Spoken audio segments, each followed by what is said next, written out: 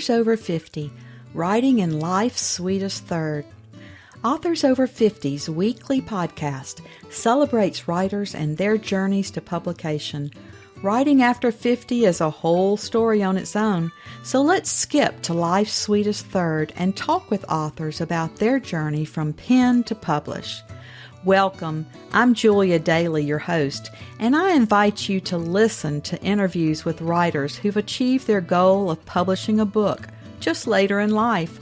We've seen award lists for under 30 or under 40, but I've yet to see lists for those who've achieved a significant milestone of their own, launching a new career and publishing their first book after the age of 50.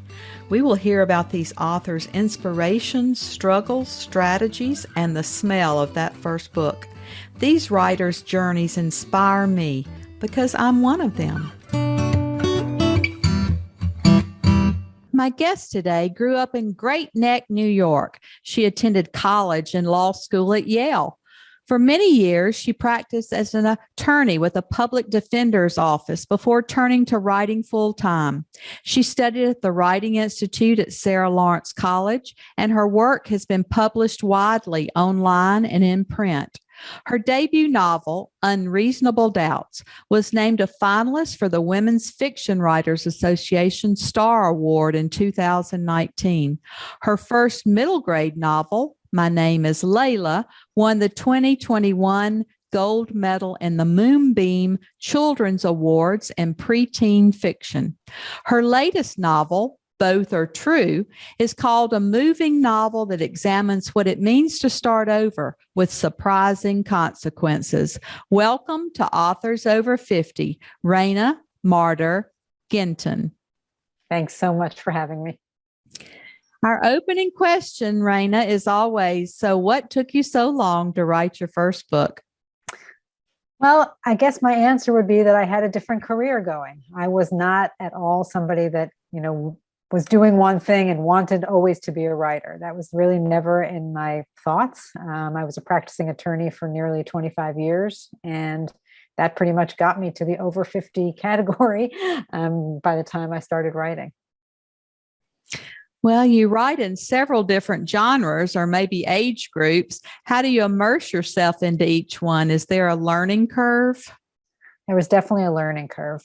Both my first book and my most recent book have a big legal element. The main characters are lawyers and the stories revolve around the cases that they're dealing with. So that maybe was less of a learning curve. The middle grade book, I really had to get my head back in the 13 to 14-year-old range. And it was hard to do, but it was very moving in a way to kind of bring myself back there and remember the kinds of things that were going on both in my own life and in the world at that time, and really try to transpose those emotions onto my main character. I'm sure it was nostalgic. It would be for me. It was. Once you wrote your first book, how did you proceed? Did you search for an agent, decide to use a hybrid, a small press, or did you self-publish? I did look for an agent for a while, and it just didn't seem to be happening for me. And I don't know if that's something that is common amongst your over 50 guests. I would guess it is, partly because you've come to the game late, and partly because the whole social media platform, I really didn't have one at all when I started to look into it. So I gave up after a while, and I did go with a hybrid press. I published the first book with She Writes Press, and I had really a very good experience with them. She Writes is very well respected in the industry, and they create such a writing community among the women. They really did. And I met so many women through that. And then, some of those women introduced me to the Women's Fiction Writers Association. And, now it kind of snowballs, and that's really an important thing. What about your writing routine? Are you a morning person or a night person? I'm more of a morning person generally. I tend to not get much done once it hits the afternoon. But honestly, I found COVID very difficult. I don't know how other people are reacting, but everybody was home for a long time. Everybody was trying to work out of the house. My husband is still working out of the house. And I found it kind of disruptive to my own productivity, but I'm hoping things are getting back to normal now. I know I've interviewed some people who just had great writing time during COVID and created all these books. And some people said they couldn't get a sentence on the paper. Yeah, I'm more in the latter group. Did real people inspire any of your characters? For sure, the first book was very much based on my own career. And I know that's common amongst people writing their first novels. It was set in an office that was very much the office that I had worked in. And a lot of the characters were inspired by people that I knew. The last book, I have to say, was kind of liberating not having it be people that were all people that I knew. I could stop going to book groups and having people ask me, is that really your mother? Or is that really your husband? Because this time I could say, no, that's actually not my mother or my husband. Whereas the first time around, they were pretty much my mother and my husband. So, yeah. Did any of your colleagues recognize themselves? My colleagues definitely recognize themselves, but in a good way also. We had a colleague who passed away from ovarian cancer while I was working there. She was my office mate. We were very good friends. And it was really a tribute to her in the novel that I was able to do. And people who read it obviously recognized her in the story. And I think they found it comforting. What about the editing process? What editing do you choose to use? I've done a number of things. I'm in a writing workshop, so I do submit pages every 2 weeks to them and kind of hear what everybody has to say. And it's led by somebody who was a writing professor for many years. But I also used a developmental editor with my first and my third book, somebody that I trusted, and I sent it off to them, and she came back with a lot of important thoughts, I think, for the books. So, and then, because I'm with small presses, I think that they don't have as an intensive editing process as maybe a larger shop would have. So I didn't find that was as helpful, as the things that I had to do myself. What about publicity? Most of us do not like to promote ourselves. We'd rather be writing. Have you found anything that worked or maybe that didn't work? I've had very good experiences with the publicists that I've used for the books. That being said, I couldn't really tell you what much worked or didn't work. I felt like I got a fair amount of exposure. I felt like people knew the book was out there, but whether that actually sold books, I don't know. I think the only thing that really moved the needle, at least for me on my first book, was that I got a BookBub featured deal, and that in one day I sold something like 3,000 ebooks. But for me, the 3,000 was quite something, and that was great. But I wasn't able to get the deal again with my other books, so it's very hit or miss, I think. It's huge to get a BookBub. I think I've been trying every month for years, and it's very difficult to get. I think I had an international one. Yeah, I had an international one also with the other book, but I don't think they work as well as the US ones. And 3,000 books is a lot. It was fabulous, but as I say, I don't think it's going to happen again. But you never know. It's like a lightning strike. Mm-hmm. Some people get more than one. Tell us a little bit about your new book and set it up for us so that you can read a section so that we can hear your tone and voice in the book. Sure. So the newest book is called Both Are True, and it's about a woman named Jackie Martin, who has been recently appointed as a family court judge in Manhattan. And she is kind of a controlling personality, very type A, and she thinks that she can just go into the courtroom and fix all the dysfunction in all these families just by sheer force of her will. And she finds that she can't. And in the process, she also loses her boyfriend. So it's kind of a love story and kind of a legal story. We follow along to see whether they end up together or how they find their own real paths. So yeah, I'd be happy to read a little bit if that's good. So this scene is in the courtroom, and a new case is being called. What's on tap, Angela? Jackie perused the docket sheet, but she was never good with names. The list was a long litany of abandonment, abuse, domestic violence, drugs, neglect, juvenile delinquency. Only once in a while did Jackie preside over something happy, an adoption or a family reunification. All continued hearings on cases you've already seen, Angela said. Only one new matter, Clark, a neglect. Here's the petition. She pulled it up on Jackie's monitor. This mom, Darlene Clark, was accused of neglecting her two daughters, ages 7 and 5. According to the Department of Social Services, Clark had failed to ensure the girls' attendance at school, not taken them for routine medical care and inoculations, and not fed them sufficiently. The allegations were serious, but didn't rise yet to the level of abuse. Maybe with intensive court-ordered support and education, Miss Clark could turn this around. Jackie hoped so. When her chief court officer, Mike, called the Clark case, Jackie looked up from her computer screen. She motioned to Angela, who was immediately by her side. What are those kids doing in here? Jackie hardly ever saw the children who were the subjects of the neglect or abuse cases. Yet here they were, two girls carefully dressed for the occasion in matching denim shorts and purple t-shirts. They looked underweight, but not alarmingly so. Jackie watched as Mike gently led them away from their mother and seated them in the back. He handed them each 2 chocolate kisses from the glass jar Angela kept on her desk. Potential in-court removal, imminent risk of harm, Angela said, leaning over to speak in Jackie's ear. As she spoke, the caseworker, flanked by 2 additional court officers who appeared out of nowhere, escorted the Clark children from the courtroom in stunned silence. Darlene Clark, who may not have completely understood the legal ramifications of what was happening, understood enough. She let out an ear-splitting wail, a blaring distress signal emanating from the deepest core of her being. That keening, so unnatural and otherworldly, sent Jackie back to her parents' house on Long Island. She's 10 years old and it's springtime. On top of a bush that abuts the front porch, a robin has built a nest. The eggs are blue. She understands why the color is called robin's egg blue, because it has an intensity of identity and a purity she's never seen anywhere else.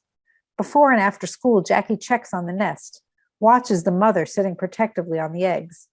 A couple of weeks pass, and miraculously, the tiny baby birds hatch.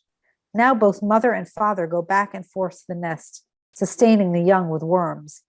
Jackie loves the birds like they are the pets her mother has never allowed. One afternoon, Jackie is inside playing the piano. Over the sound of her never-perfected fur elise, she hears the most piercing, grief-filled sound, that keening. When she races to the window, a hawk is inches from the nest. The mother bird is inconsolable. It's a sound that Jackie never would have thought the bird capable of making, a howling so profound. Jackie bangs on the window and flails her arms, shouting at the hawk, "Drop the baby bird, drop him!" The hawk flies away, baby bird in its mouth, while the robin's death knell continues. In another moment, the mother bird quiets and turns back to the nest. Jackie imagines her finding the strength to comfort the babies that are left after a loss that is unfathomable. The father, attentive when times were good, is nowhere to be seen. And now this woman in her courtroom was making the same sound. Wow. That was so descriptive. And I love the analogy. Yeah, it's a scene that happened to me, both of them. I was in the courtroom when a mother had her children removed, and we had the robin's nest outside. And I always put the two together in my head. So that was wonderful. Thank you. Do you still make time to read for pleasure? And if so, what genres do you read? I read all sorts of things. I read very slowly, so I don't end up reading nearly the volume that I wish I could get through. People are always asking me, "Did you read this? Did you read that?" I say, "No, I'm still reading one from 3 months ago."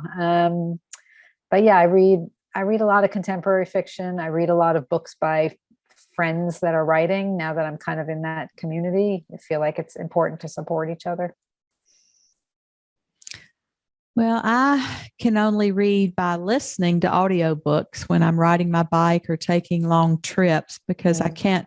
I think if I'm seated, I feel like I need to be writing myself. Right. So I like to listen. So that might help you.